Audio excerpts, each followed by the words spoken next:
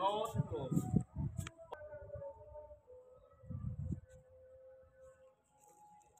ਤੁਸੀਂ ਰਹੋ ਉੱਥੇ ਖਲੋਤੇ ਬਸ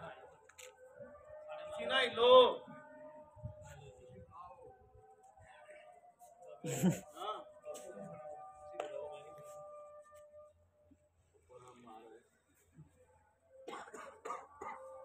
ਜ਼ੋਰ ਆ ਮਾਰ ਇਹਨੇ ਤਾਂ ਜ਼ੋਰ ਆ ਮਾਰ ਮਜ਼ਾ ਆਇਆ ਜੀ ਨਹੀਂ ਮਜ਼ਾ ਆਇਆ